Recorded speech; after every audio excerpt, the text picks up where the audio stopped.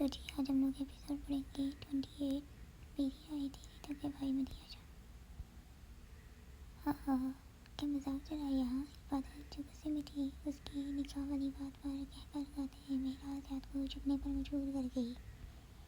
जो तुम सोच रहे हो या जो चाहते हो वो कभी भी नहीं होगा। मेरा आशा, अगर मेरी बात समझ नहीं आई तो अच्छे से समझाओ। मर जाऊँगी, तुम्हारे साथ निकाह कभी भी नहीं करूँगी। इबादत उसके सामने होते पहाड़ चेहरे में बोली थी। उसने गौर से उसका चेहरा देखा था।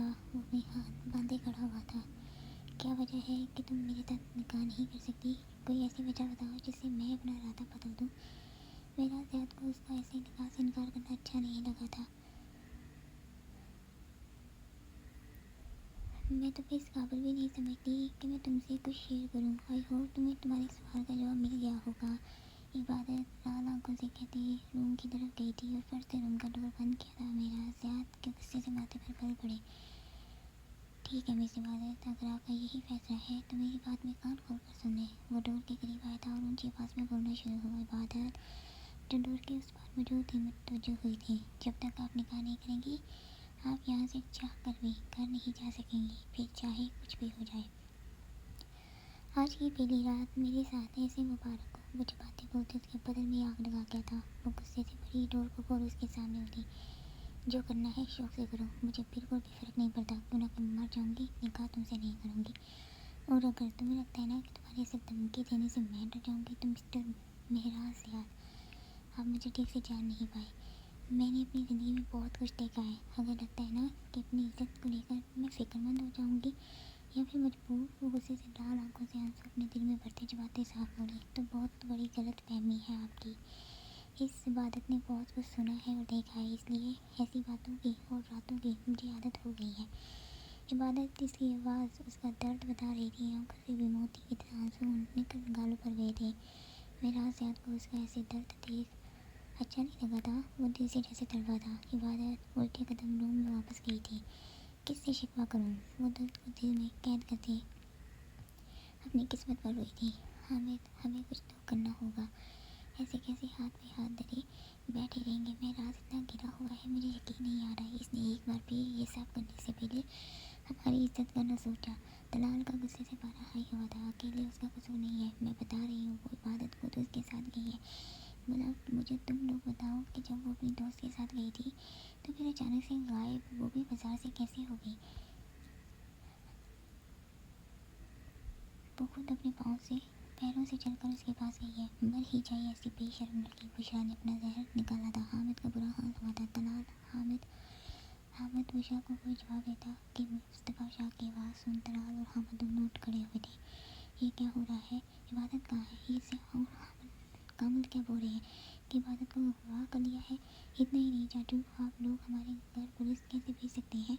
हैदर भी आगे हुआ था। सबने शौक होते देखा था। पुलिस? हामिद तलाक चुनके थे। फरीन बेगम जो रेहाना के करीब हो चुकी थी रोते न समझी से सबके बने मुंह देखे थे।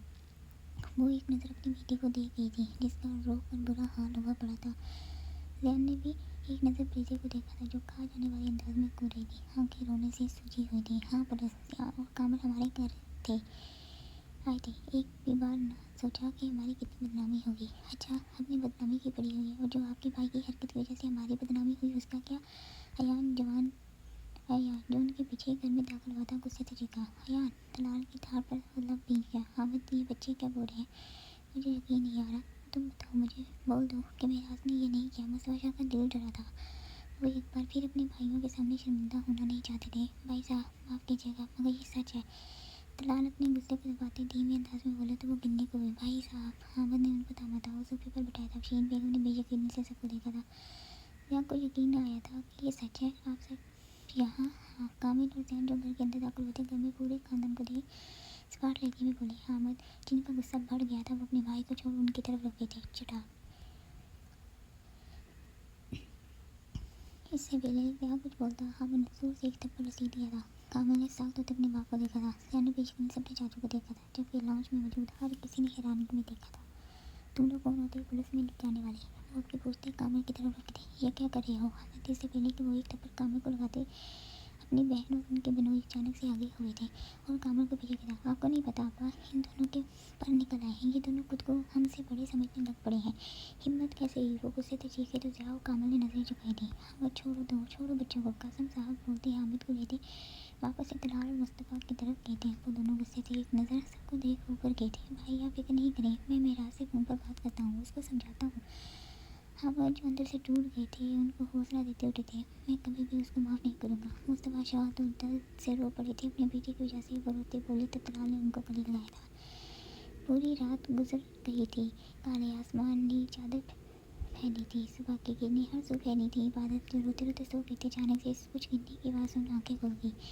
जैसे ही होश बहाल हुए उसको याद आया था कि वो कहाँ है। वो जल्दी से उठी थी। Sorry sir. मेहराज का मैनेजर बोतल को उठाते टेबल पर रख गया तो मेहराज याद उसके बिल्कुल सामने आया था। जो खबर अभी तुमने मुझे दी वो एकदम सच्ची है। मेहराज फाड़ उठा तो वो अपने बॉस को देख डरा। जी सर, सच में आपके घर पुलिस गई थी? काफ़ी कुछ हुआ है सर। पूरा मोहल्ला इकट्ठा हो गया था आपके घर के भाई। पुलिस बुलाया कौन था? वो गुस्से में आया था। उसको बिल्कुल भी उम्मीद नहीं थी कि हामिद चाचू ऐसे करेंगे। सर, कामिल, हामिद और सियाहत तलाल, ये दो लोग पुलिस के साथ आए थे। ओह, तो ये सब इन दोनों ने किया? वो दिल में सोचते मुठियाँ पीछे। ठीक है, अभी तुम जाओ, मगर जैसे कोई अपडेट मिले मुझे फ़ोन कर देना। मेरा ज़ियाद ने उसको जाने को बोला तो वो फ़ौरन से भागा था। मुझे आज के आज ही निकाह करना होगा, चाहे वो खुशी से करे या फिर ज़बरदस्ती से। मेरा ज़ियाद फैसला ले चुका था। वो जानता था कि वो इबादत को ज़्यादा देर तक ऐसे नहीं रख सकता, इसीलिए फ़ोन बनाया था और अपनी सोच को बयां किया था। जारी है।